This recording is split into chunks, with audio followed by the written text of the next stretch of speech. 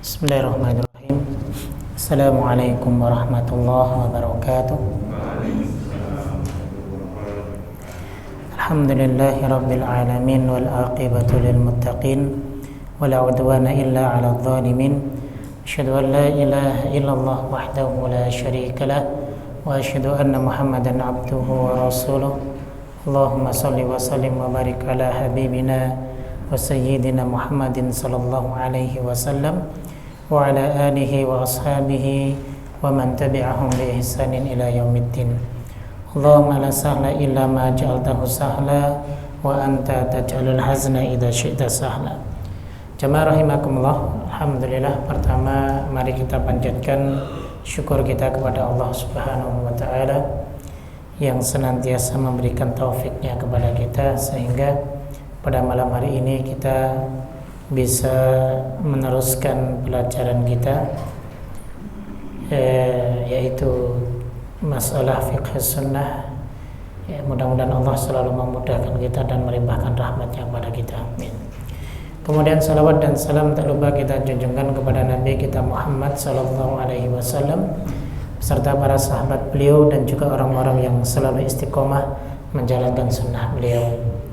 Jamaah rahimakumullah, kita lanjutkan pembahasan kita yang belum selesai terkait masalah najis, di mana pada pertemuan yang sebelumnya kita sudah masuk kepada pembahasan tentang benda-benda yang diperselisihkan akan kenajisannya. Sebagian ulama ada yang mengatakan najis dan sebagiannya pasti ada yang mengatakan suci. Tapi yang jelas ikhtilaf di sini adalah ikhtilafut tadad. Kalau dalam pembahasan fikih itu ikhtilaf itu ada dua. Ada ikhtilaf tadad dan ikhtilafut tanawwu. Ikhtilaf tadad itu yaitu perbedaan pandangan tapi hanya dua sisi. Tapi kalau ikhtilafut tanawwu itu banyak sekali sisinya. Nah, makanya di sini sebenarnya terkait dengan benda-benda yang dinajiskan, maka sifatnya ikhtilafut tadad. Hanya dua pandangan para ulama, tidak lebih dari itu. Ya, sehingga kita bisa mengambil mana sih yang lebih sahih dan mana yang lebih kuat dari sisi pendalilannya. Adapun dari sisi pendalilan yang satu, pendapat yang dalilnya dianggap lemah bukan berarti itu salah, akan tetapi paling tidak kita bisa mengetahui kekuatan dalil itu sampai batas mana sih bisa menghukumi sebuah benda itu dikatakan najis ataupun tidak. Itu begitu. Nah, pada pertemuan yang lalu jamaah kita sudah membahas tentang masalah mani. Kemudian malam ini kita akan teruskan terkait masalah khamr. Apakah khamr itu najis ataupun tidak? Maka di sini ulama berselisih pendapat antara najis dan tidak najis. Pertama adalah mayoritas ulama mengatakan bahwa khamr itu najis. Ya, ini mayoritas ulama dan Syekhul Islam Ibnu Taimiyah rahimahullahu taala pun memilih pendapat ini. Ya, alasan mereka apa mengatakan bahwa khamr itu najis? Alasannya adalah mereka mengambil ayat yang ke-90 dari surat Al-Maidah. Jadi dalilnya adalah surat Al-Maidah ayat 90. Firman Allah Ta'ala, ya ayyuhalladzina amanu, wahai orang-orang yang beriman, innamal khamru wal maisiru wal ansabu wal azlamu rijsum min amali syaitan. Sesungguhnya khamr, yaitu khamr, ya, minuman yang memabukkan. Ya, kenapa disebut khamr? Dari situ karena yukhammirul aqla. Yukhammirul aqla itu yughatti al aqla, menutup akal. Khamr itu artinya penutup. Makanya kalau alat untuk menutup kepala bagi para wanita disebut khimar. Kalau pakai khimar berarti dia memakai penutup. Nah, disebut khamr karena yughati al-aqla, dia menutup akal kita. Maka dikatakan khamr.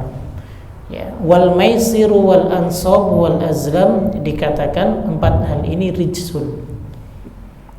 Lah rijsun ya dimaknai oleh mayoritas ulama ya itu dengan makna najis. Ya. Jadi dikatakan dalam Al-Qur'an rijsun min amali syaitan, makna rijsun di sini adalah najisun. Jadi khamr itu termasuk benda yang najis. Itu pendapat yang pertama. Ya. Adapun pendapat yang kedua menyatakan bahwa khamr itu suci. Ya, suci. Ya. Kita tidak mengatakan halal atau haram, Pak ya, antara najis atau suci. Kenapa? Karena sesuatu yang haram belum tentu najis. Tapi sesuatu yang najis sudah pasti haram. Contohnya sesuatu yang haram belum tentu najis. Sutra, kain sutra itu haram nggak? Haram dipakai para laki-laki. Najis nggak, Pak? Tidak. Ya. Ataupun perhiasan emas haram nggak bagi laki-laki?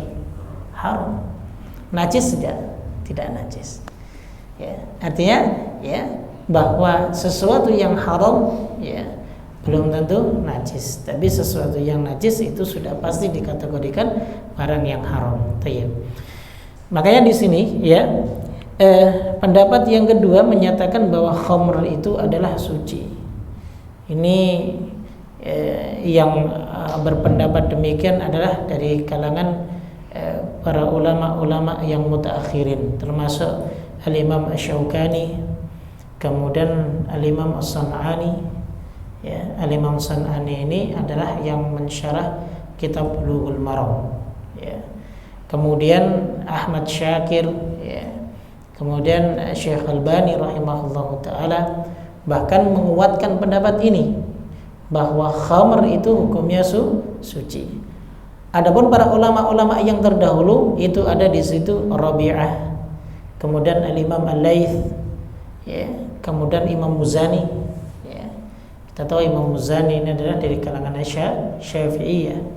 Jadi para ulama ini menghukumi khamr itu hukumnya suci. Dalilnya apa? Yang menyatakan bahwa khamr itu suci adalah mereka juga berpijak pada ayat tadi, surat Al-Maidah ayat yang ke-90, bahwa makna ridsun itu tidak harus najis. Ya. Kata ridsun itu banyak maknanya.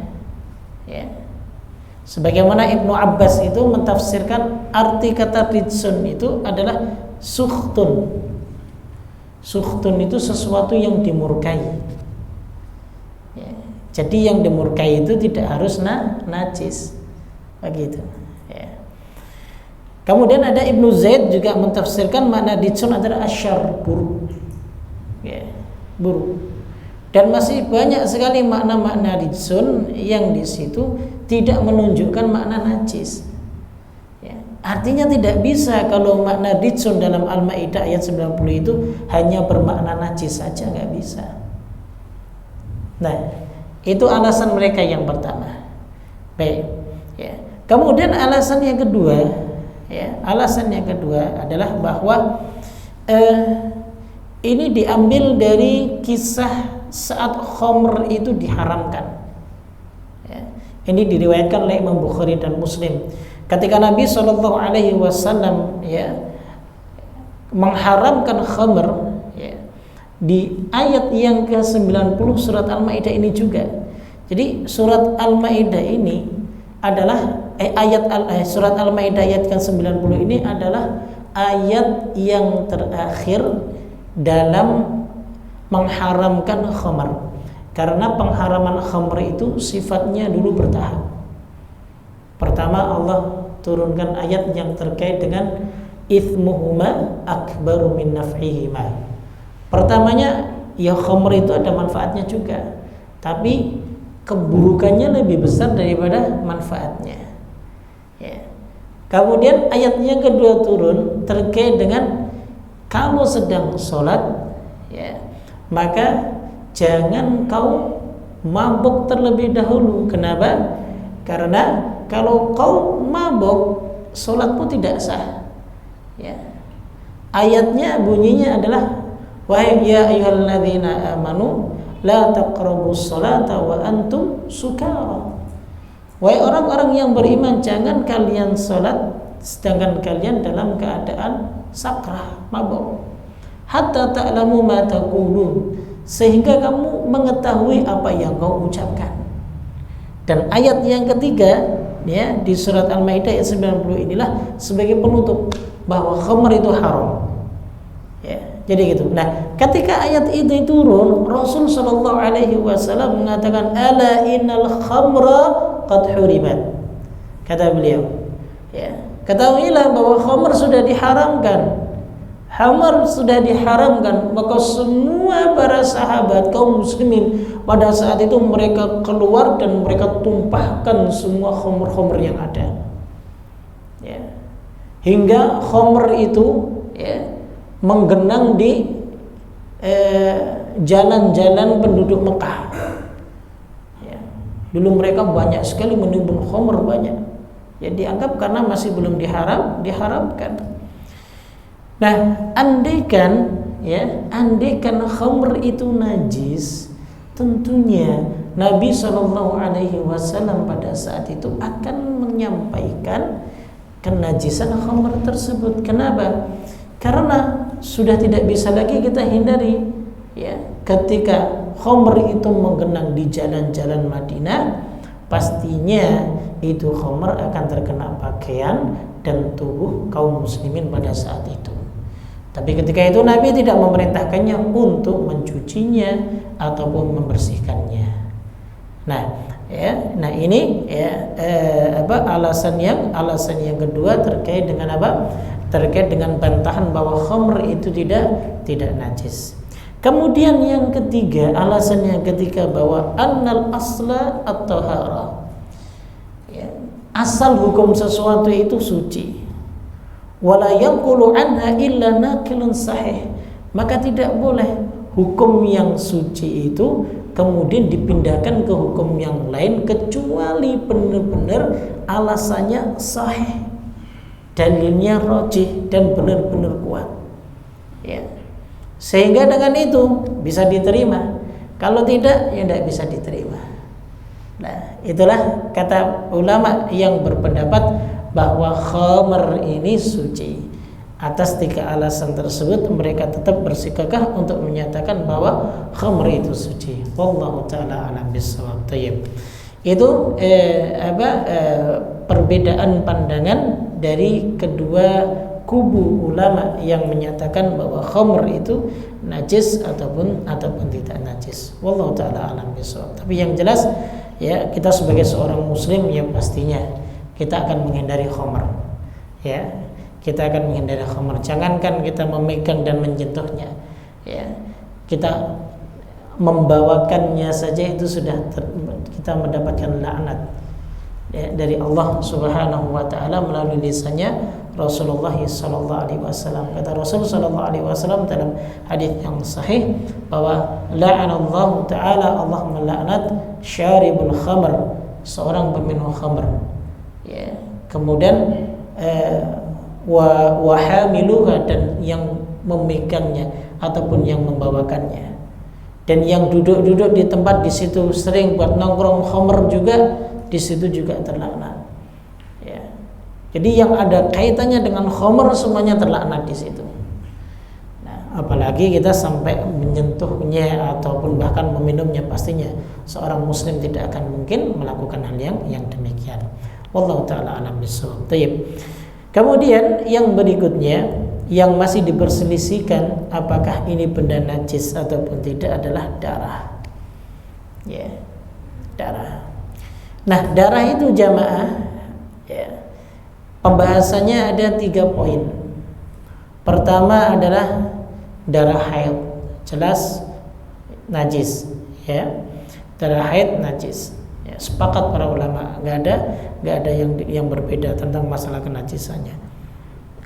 Kemudian yang kedua adalah darah manusia. Nah, ini yang berbeda pandangan. Ya. Pendapat yang paling terkenal ya dari ashabul madhahib, yaitu mereka para ahli madhab, ya madhab fikih tentunya, bahwa khamr ini darah ini hukumnya najis. Tapi mereka nggak punya hujah ataupun alasan, nggak punya alasan, kecuali mereka hanya membawa satu ayat dalam surat Al-An'am di ayat yang ke-145. Jadi bunyi ayat ini begini, Pak. Qul la ajidu fima uhiya ilayya muharraman ala ta'im yata'amuhu. Katakanlah ya Muhammad, aku tidak mendapatkan sesuatu yang diharamkan kepadaku ya, dari makanan yang disantap kecuali an yakuna maitah. Jadi dagingnya dalam keadaan bangkai ataupun dama masfuhan, yaitu darah, aw lahmal khinzir, ataupun daging babi. Fa innahu ridsun, karena sesungguhnya ia ridsun. Sekali lagi, ridsun di sini dimaknai najis. Hanya ini saja yang dijadikan dalil ataupun alasan tentang kenajisan darah. Ada kalimat daman masfuhan, darah. Ya, darah masfuh itu adalah darah yang muncrat, yang tercucur. Itu, ya, itu hukumnya najis berdasarkan ayat ini. Nah, ini ya, ini mayoritas ya ashabul madhahib ya. Ya, seperti diantaranya juga Imam Abu Hanifah, Imam Malik ya, dan yang lain sebagainya. Nah, adapun pandangan ulama-ulama kontemporer mutaakhirin ya, seperti tadi saya sebutkan salah satunya Imam Syaukani, kemudian salah satu ulama dari India yaitu Siddiq Khan, yaitu Syekh Albani dan Syekh Utsaimin. Ya, mereka berpandangan bahwa darah manusia itu suci, karena nggak ada ya ketetapan secara ijma, kesepakatan para ulama itu nggak ada, ya, tidak ada. Ya. Nah, kemudian juga ditambah dengan alasannya kenapa suci. Yang pertama adalah kaedah yang menunjukkan bahwa hukum segala sesuatu itu suci hingga ada dalil yang menajiskannya. Sekarang ada nggak dalil yang menajiskan begitu? Ya, makna rijsun sekali lagi jangan dibawa kepada makna najis. Maknanya banyak. Ya, itu yang pertama. Ya. Kemudian yang kedua adalah annal muslimina mazalu yusalluna fi jarahatihim. Dulu orang-orang muslim ketika mereka berperang, tentunya kan mereka banyak lukanya, Pak. Ya. Dan luka itu pasti mengeluarkan darah, tidak sedikit darah yang keluar. Ya. Nah, pada saat itu, andai saja itu darah najis, tentunya Rasulullah SAW akan melarang mereka untuk mengerjakan sholat dalam keadaan banyak darahnya. Ya. Dan hal itu tidak ada satu riwayat pun yang menyebutkan tentang larangan mereka yang dalam keadaan berperang kemudian terlumuri dengan darah, kemudian mereka dilarang untuk sholat karena darah tersebut. Tidak. Ya. Ya. Nah, makanya di sini ada satu kaidah usul fikih yang mengatakan bahwa takhirul bayan an waqtil hajah haram. Ya. Andaikan darah itu najis dan Rasulullah saat itu tidak melarang mereka ketika mereka sholat, artinya beliau mengakhirkan penjelasan atas perkara yang di situ dilarang dalam Islam, dalam syariat. Orang sholat kok dengan menggunakan pakaian yang jelas-jelas najisnya, pastinya nggak boleh, nggak boleh. Ya. Andaikan Rasulullah nggak tahu, mungkin Rasulullah nggak tahu, emang Allah nggak tahu. Kalau Allah tahu, pastinya Allah akan menyampaikan kepada Rasulnya. Karena ini perkara terkait dengan ibadah yang di situ dituntut untuk suci. Ya. baik dari hadas maupun dari najis. Harus. Nggak boleh kita sholat ada benda najis yang nempel dalam tubuh kita, nggak ada, nggak boleh. Sehingga dengan ini memperkuat hujah ataupun alasan ini para ulama-ulama yang mutaakhirin, yang kontemporer, ya, mereka tetap bersikukuh bahwa darah manusia itu hukumnya suci, tidak najis. Ya, mereka menyelisih jumhur, menyelisih mayoritas para ulama-ulama salaf saleh. Ya, nah, jadi begitu ya. Wallahu a'lam. Sekali lagi ya, ini dua pandangan antara pandangan para ulama-ulama terdahulu dengan ulama-ulama yang kontemporer. Jadi begitu ya. Tapi yang jelas ya, sikap tengah-tengah tentang masalah darah manusia ini adalah ada sebagian yang mengatakan ya, andaikan ini alasan bagi mereka yang mengatakan darah itu suci disebabkan karena dulu kaum muslimin kan darahnya banyak kemudian mereka tetap sholat, ini darah yang tidak bisa dihindari ya. Jadi sesuatu hal kalau dalam syariat itu jika tidak bisa dihindari, maka di sini ma'fuun anhu, artinya dimaafkan ya, dimaafkan ya. Inilah ya syariat, Pak. Jadi sebenarnya tidak ada yang sulit dalam syariat itu. Contoh kita sekarang lah yang lagi gencar-gencarnya tentang sholat pakai masker ya. Bagi orang-orang yang nggak paham tentang masalah fikih, mereka akan menyalahkan ya kan, sholat kok pakai masker hukumnya nggak sah, batal sholatnya. Adakah dalil yang menunjukkan bahwa menutup muka dalam sholat itu membatalkan sholat? Nggak ada ya. Hal-hal yang membatalkan sholat itu ketika ada yang keluar dari kubur maupun dubur, kemudian tertawa terbahak-bahak, itu batal sholatnya. Kalau menutup muka maka tidak ada nas ataupun dalil yang menunjukkan bahwa sholatnya batal. Cuman ini merupakan sifat larangan. Kalau larangan itu biasanya dibawa kepada kurangnya nanti kesempurnaan dalam ibadah, hanya itu ya.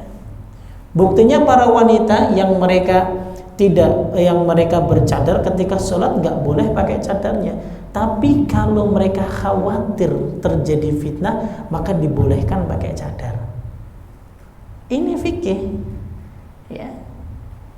Majalnya wasi, luas, nggak bisa kita ngotot tentang masalah fikih, Pak ya. Maka lucu kalau ada orang bicara masalah fikih kemudian ngotot, nggak ada ya. Sehingga kenapa saya di sini menyampaikan ini loh, dua pandangan ulama. Ya silahkan monggo bagi yang mau berpandangan di pihak ini, silahkan monggo bagi yang berpandangan di pihak ini. Artinya dua-duanya punya alasan ya, punya dalil, sehingga kita ini terdidik. Oh, masyarakat itu tahu, oh ternyata begini, oh kenapa ada orang yang sholatnya begini, oh ada ininya, tapi tetap saya mau berpegang yang ini karena yang saya pelajari ini, silakan, nggak ada masalah.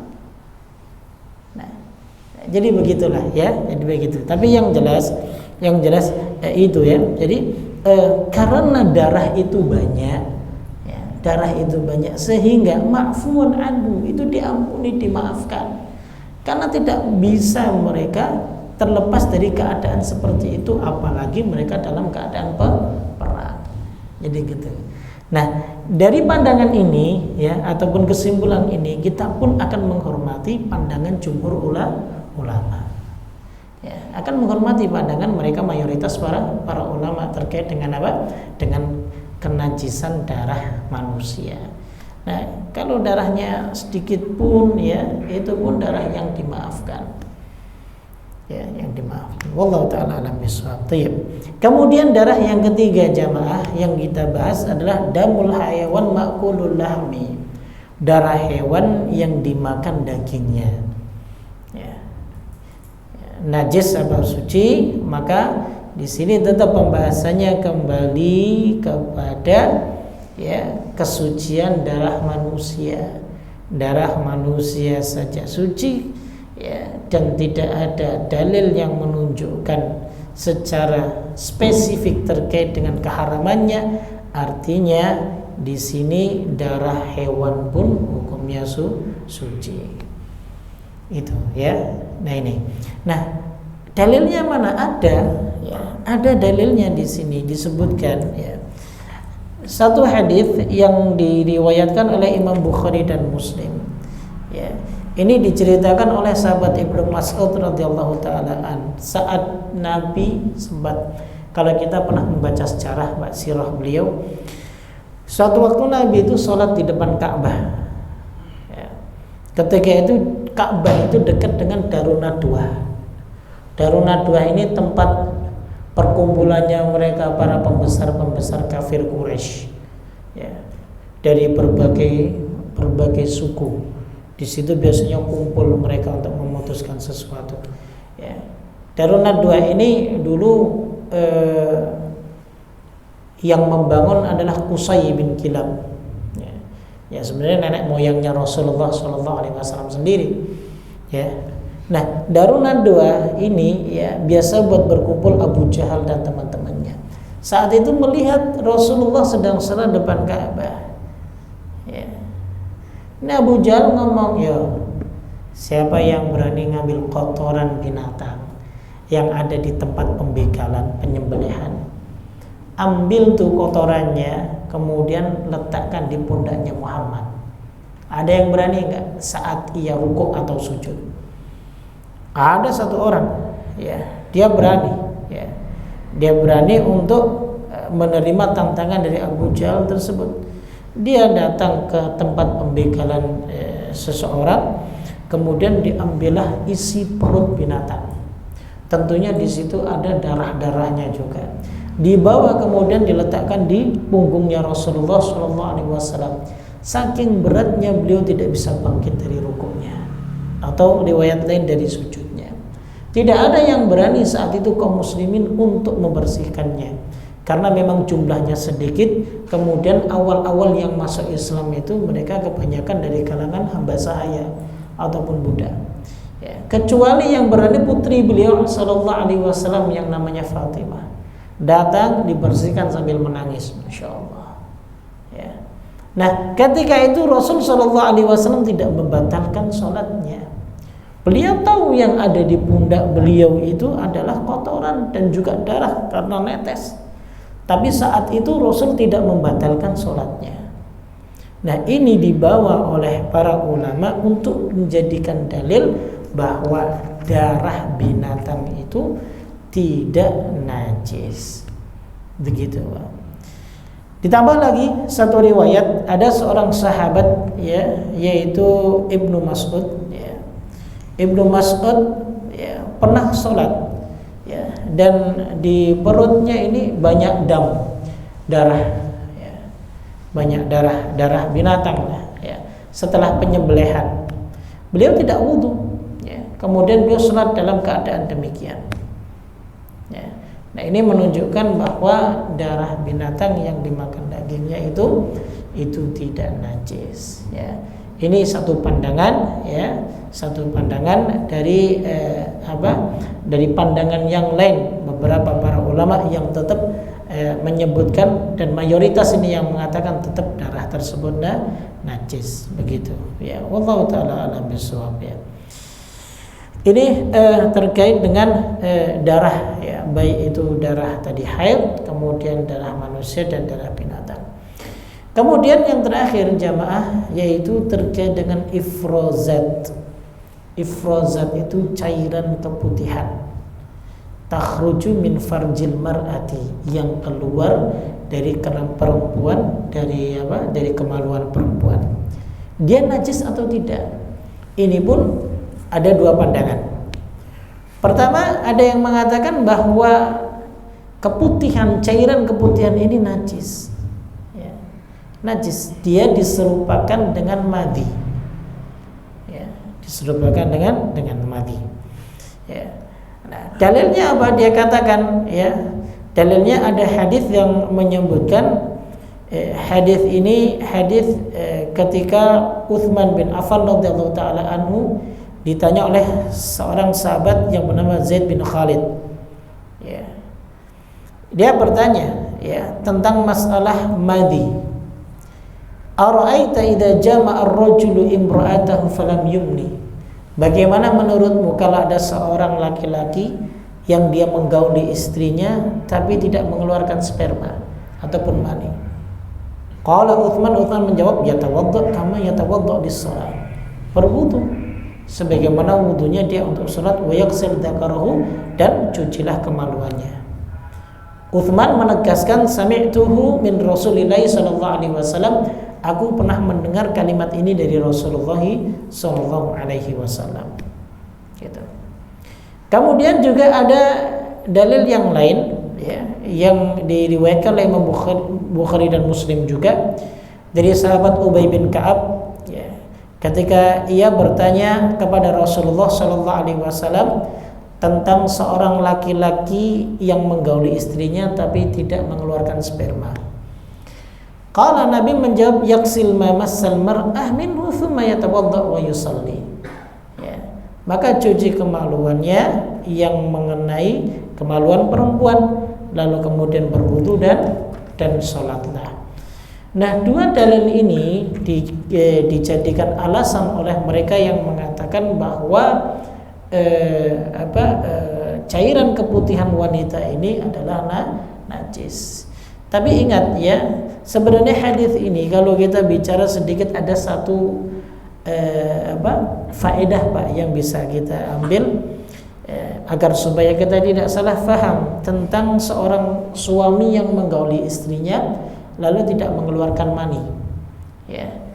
Nah, di sini wudu atau mandi, meskipun tidak mengeluarkan mani kalau sudah berhubungan, maka tetap wajib mandi. Makanya dua hadis ini hadis yang mansuh.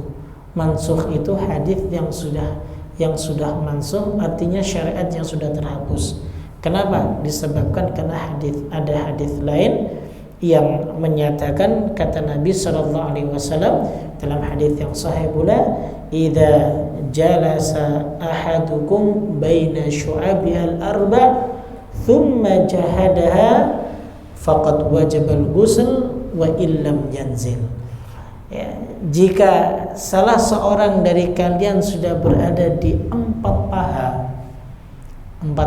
duduk di empat paha, artinya berhubungan dengan istri.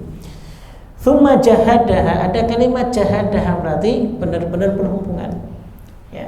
Maka faqad wajibal ghusl, wajib untuk mandi illam yanzil, meskipun tidak mengeluarkan mani. Ini hadis ya untuk memansuhkan hadis yang tadi saya sebutkan. Karena seakan-akan di sini ya, kalau ada suami istri yang mereka berhubungan dan tidak mengeluarkan mani kemudian tidak mandi, tidak. Mengeluarkan ataupun tidak mengeluarkan tetap wajib mandi. Nah, inilah ya faedahnya kita juga belajar hadis, karena hukum-hukum itu ada kaitannya dengan hadis ya, dan hadis itu ada kaitannya dengan sirah ataupun sejarah ya. Seperti contohnya mut'ah, nikah mut'ah itu dulu memang pernah dihalalkan di zaman Rasul sallallahu alaihi wasallam, kemudian diharamkan ya. Sempat dihalalkan lagi kemudian diharamkan, yang ketiga kali diharamkan selama-lamanya. Diharamkan nikah mut'ah selama-lamanya, tidak diperbolehkan. Dan mut'ahnya dulu berbeda dengan nikah mut'ahnya sekarang yang dilakukan mereka dari kalangan orang-orang Syiah. Jadi begitu. Jadi ada nasikh dan mansukh dalam syariat. Ada hukum yang terhapus disebabkan karena ada perbuatan atau perkataan Nabi yang mutaakhirin, terakhir. Yang sebelumnya mungkin di situ dibolehkan ataupun didiamkan, tapi setelahnya ada riwayat yang menyebutkan di sini dihalalkan ataupun diharamkan di situ. Nah, inilah ya, ini ya, jamaah sekalian rahimakumullah ya, terkait dengan masalah cairan keputihan bagi wanita. Pandangan pertama menyatakan dia najis. Kemudian pandangan yang kedua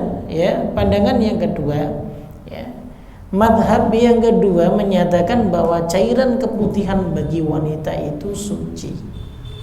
Ya, ini suci. Ya. Ya. Nah, dalilnya apa? Dalilnya di sini. Ya. Ada beberapa riwayat yang disebutkan. Ya. Ya. Seperti contohnya Aisyah radhiyallahu anha pernah ketika itu mengerik ya bekas ataupun mani yang kering di bajunya Nabi sallallahu alaihi wasallam. Ya, min jima, dari jima. Ya. Ya. Fa innahu mahtalama nabiyyun qattun. Nabi sallallahu alaihi wasallam tidak ihtilam. Wa huwa yulaqi rutubatal faraj. Ya. Dan di situ pastinya bercampur dengan apa? Cairan keputihannya wanita. Ya. Nah, seperti yang kita sebutkan di awal bahwa mani itu hukumnya suci, apalagi rutubah ataupun keputihan bagi wanita ya, sehingga dia suci pula. Nah, ini alasan ya, ini alasannya gitu ya.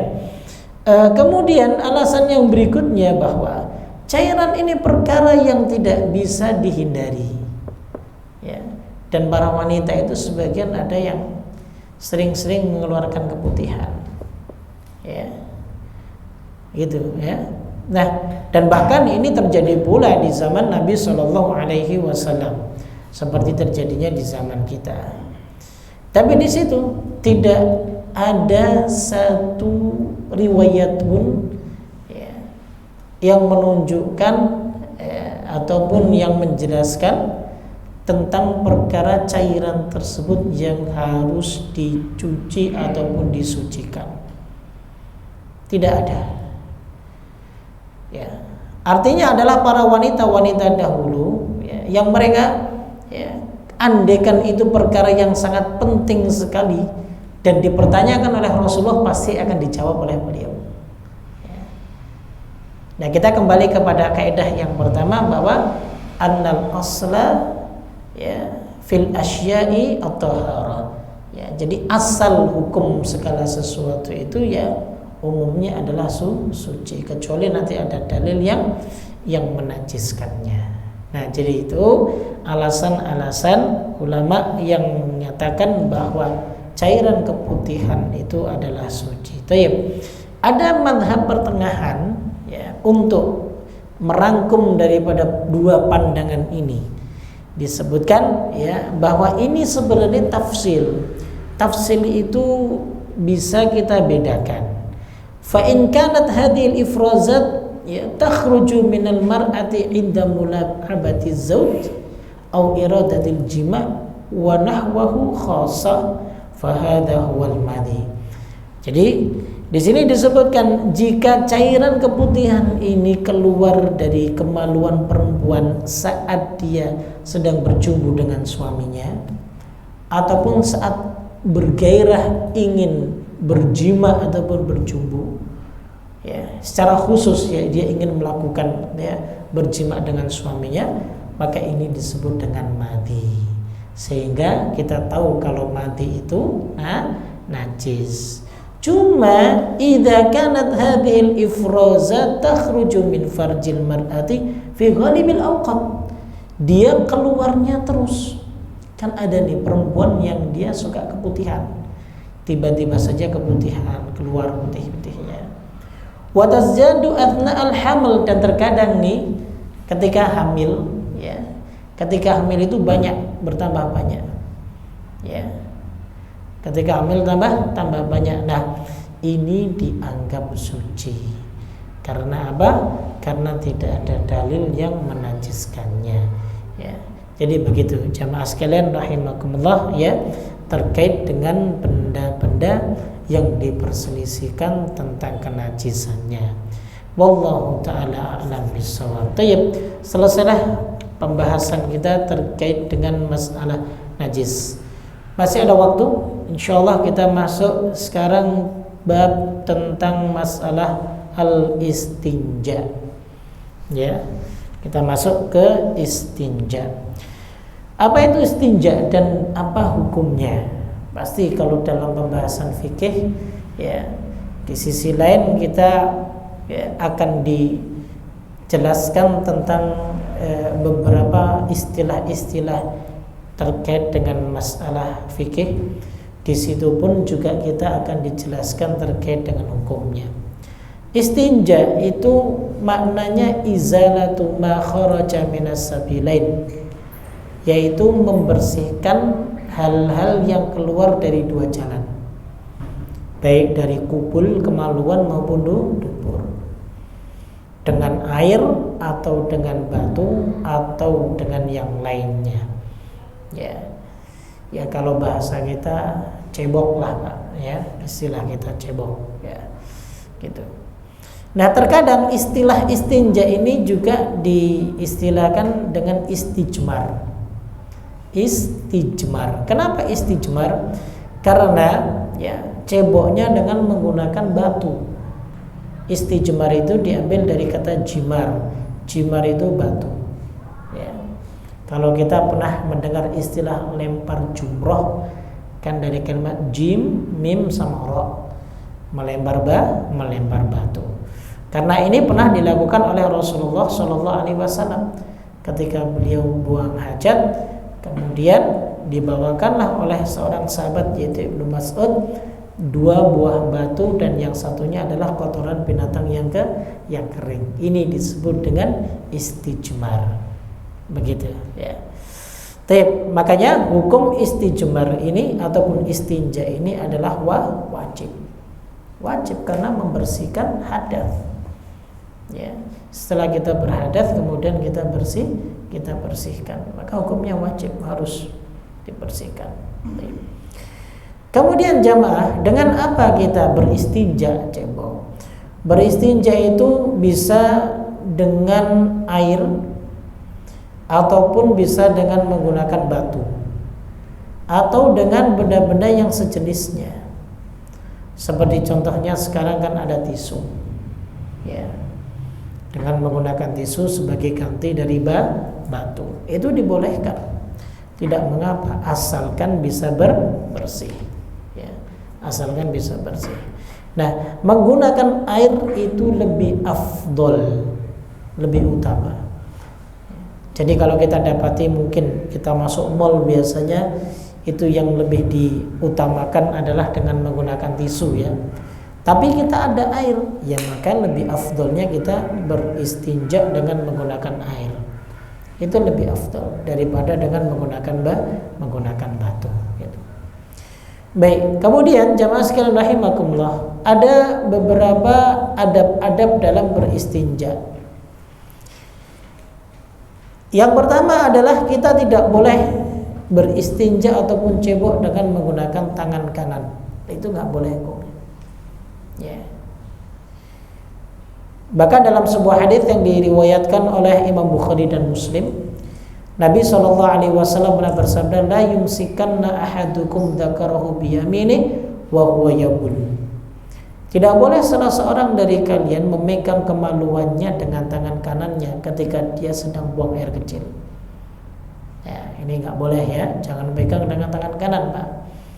Wala yatamassah minal khala'i biyaminihi, dan jangan beristinja cebok ya dengan tangan kanannya. Nggak boleh. Wala yatanafas fil ina, dan tidak boleh bernafas di bejana. Artinya ini bagi orang-orang yang normal ya. Adapun orang-orang yang tidak normal ya tidak perlu dipertanyakan. Misal kalau ada orang yang tangan kirinya nggak ada ya, itu kasusnya berbeda lagi ya, kasusnya beda lagi. Atau tangan kirinya stroke, yang bisa bergerak adalah tangan kanannya, nah itu berbeda lagi ya.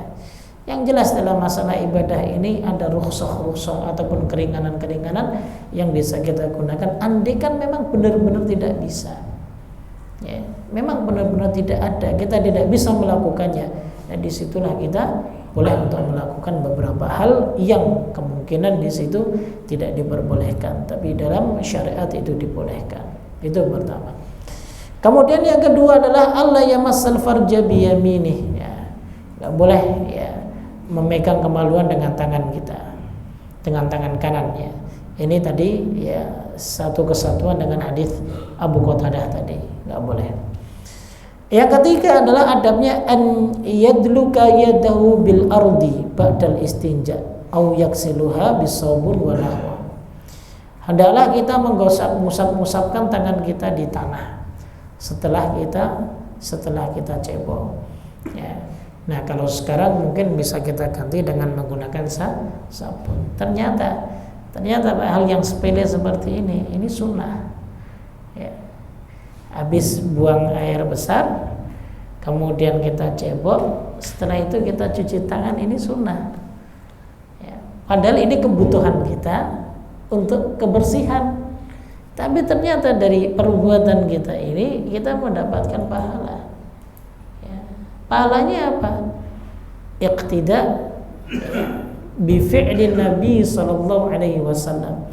Karena kita mengikuti perbuatan Nabi Shallallahu Alaihi Wasallam. Masya Allah, ya. Ternyata hal yang sepele seperti ini yang terkadang kita ya tidak ngeh dan kita sepelekan, ya ternyata itu bermanfaat ya untuk menunjang ya pahala kita di sisi Allah Subhanahu Wa Taala. Begitu. Kemudian yang keempat adalah an yamdhaha farjahu wa sarawilahu bil ma'i ba'dal bauli lidaf'il waswas, yaitu hendaklah mencipratkan kemaluan dan celananya dengan air setelah buang air kecil untuk menghilangkan waswas. Karena mungkin ada orang yang waswas, udah buang air kecil pakai celana kayaknya ada yang keluar. Ya, ada itu kasus seperti itu. Ada yang keluar, Ustaz. Ya, coba dicek, memang ada ya. Tapi kayaknya nggak ada, tapi kok tadi sepertinya ada yang keluar. Itu namanya waswas. Ada orang yang punya sikap seperti itu. Nah, ya agar supaya kita tetap dalam keadaan yakin, maka ya syariat memberikan solusi dengan ya sudah kalau begitu ciprati kemaluanmu ataupun pakaianmu, celanamu dengan air. Cukup ciprati, nggak usah dibasahi, ciprati saja. Itu selesai. Wal yabna ala mastaiqana. Kemudian bangun keyakinan kita bahwa kita tetap dalam keadaan suci, tidak mengeluarkan sedikit pun kotoran dari kubur kita. Nah, inilah jamaah sekalian rahimakumullah terkait dengan adab-adab saat kita cebok ataupun beristinja. Tayyib. Masih ada waktu?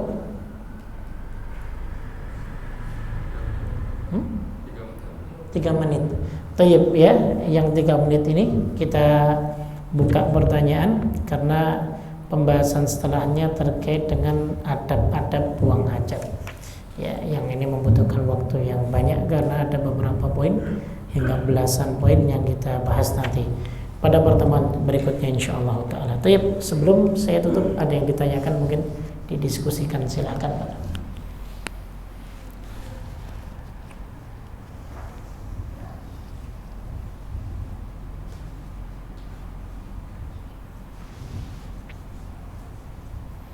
Jadi tadi ya silakan. Untuk khamar itu apa bisa diasumsikan alkohol bisa mengandung alkohol? Tayyib. Jadi begini Pak, khamar pasti alkohol, tapi alkohol belum tentu khamar. Jadi khamar ini dia mengandung alkohol, tapi keharamannya bukan disebabkan karena adanya alkohol. Jadi begitu. Kenapa demikian? Karena ya, alkohol sendiri ya, itu tidak haram. Tidak najis juga. Jadi begitu ya. Makanya tidak bisa, terkadang orang begini, ketika dia nyebut khamar itu selalu identiknya dengan alkohol. Kan begitu. Padahal sebenarnya alkohol itu hanya bagian kecil dari khamar, begitu. Makanya ada minuman khamar tapi alkoholnya cuma sekian, ya, mengandung cairan alkoholnya sekian, kan begitu. Tapi tidak berarti bahwa khamar itu alkohol, begitu. Ya. Makanya kalau ilmu apa ya namanya, itu alkohol itu disebut sebagai, kalau dalam kimia itu etanol ya. Metil alkohol itu berbeda dengan khamr yang dia cairan sesuatu yang kemudian difermentasikan, tapi dari situ mengandung alkoholnya, jadi begitu. Tapi bukan berarti ya bahwa khamr itu adalah alkohol semuanya, tidak, tapi hanya mengandung alkohol Kalau begitu. bisa dikatakan kalau alkohol yang buat dikonsumsi itu bisa diidentikan dengan khamar. Nah, betul ya. Alkohol yang dikonsumsi boleh. Alkohol yang dikonsumsi itu adalah khamar. Walaupun berapa persentase. Walaupun persentasenya berapapun. Begitu, Pak. Benar. Nah. Makanya sehingga kadang kalau ada orang yang wah, ini minyak ada campuran alkoholnya, jadi nggak bisa dipakai. Tidak, ini alkoholnya berbeda dengan alkohol yang ada di khamar begitu.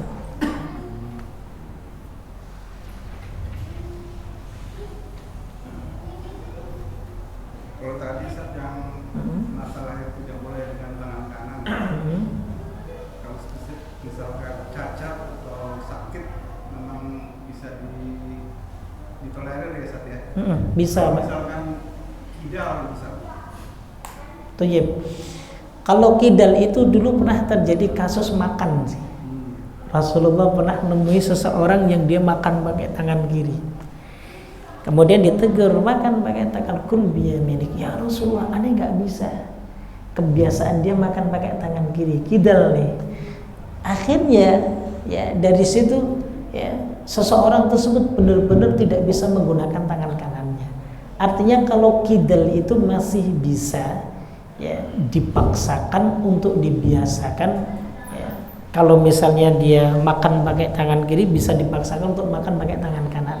Sama saat ketika dia mungkin sering ceboknya pakai tangan kanan, kemudian dia bisa dipaksakan untuk menggunakan tangan kiri. Sebenarnya masih bisa. Seperti contohnya kita kalau menulis pakai tangan kanan ataupun main bola lah, tendangan kaki kanan, itu kan masih bisa dipaksakan dengan kaki kiri. Bahkan ada orang yang tendangan kaki kirinya lebih kencang.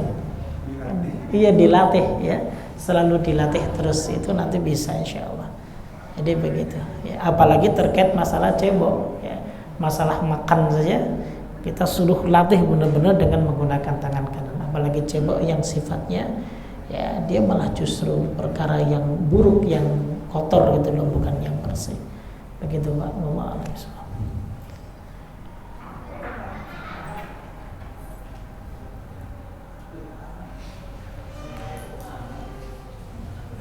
Cukup?